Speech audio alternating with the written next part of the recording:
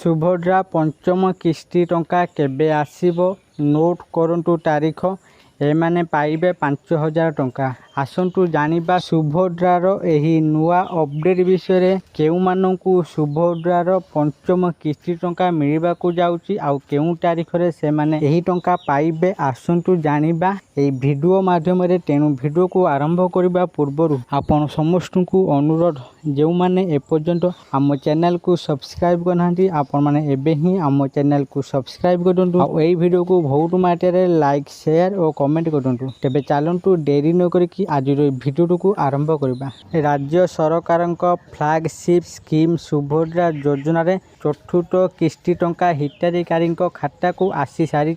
4टी किस्ती रे मोट 20,000 टंका पाई सारी 1 कोटी रु अधिक हिताधिकारी। सही भली चतुर्थ किस्ती पाई नथिबा 1 लाख रु अधिक महिला खाता को वेरिफिकेशन पर गत मे 4 तारीख रे आसीची सुभद्रा टंका। एबे पंचम किस्ती को अपेक्षा करिसेंती महिला।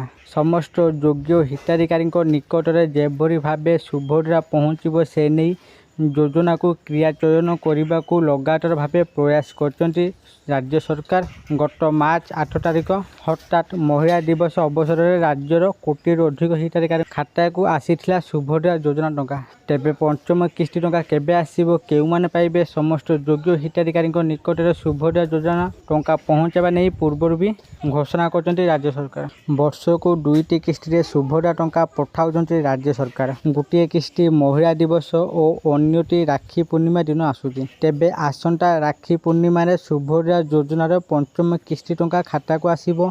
महिला दिवस रे मिलिथिला चतुर्थ किस्ती टंका।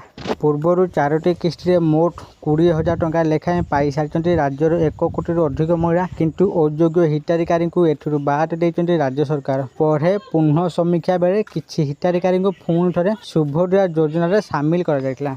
अति सहजरे बुझीबाकू गले आसंता अगस्त 28 तारीख रे पुणी 5,000 टंका लेखाएं पाइबे सुभद्रा हिताधिकारी। समस्त योग्य हिताधिकारी खाता को जीव 5,000 टंका।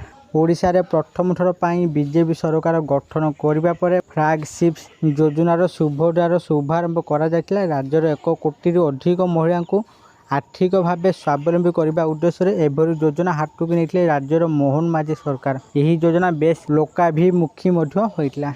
आशा करछि आपण मानकु आज यही भिडियोटी निश्चित भाव में भल लगी आपण मैंने भिडियो देखि सबकि बुझी जाइए सुभद्रार यही नूतन अपडेट विषय। जदि आपण मानकु यही भिडियोटी भल लगी थाए दयाकोरी ए भिडियो को बहुत मात्रा लाइक शेयर और कमेंट करंतु। आउ जो मैंने एपर्यंत आम चैनल को सब्सक्राइब करना आपण मानकु अनुरोध आपण मैंने एबे ही आम चैनल को सब्सक्राइब करंतु। आज पई एतिके फोन देखा आउ एक नुआ भिडियो से पर्यंत मु दीपू आपण मान विदा नउची रहुची। धन्यवाद।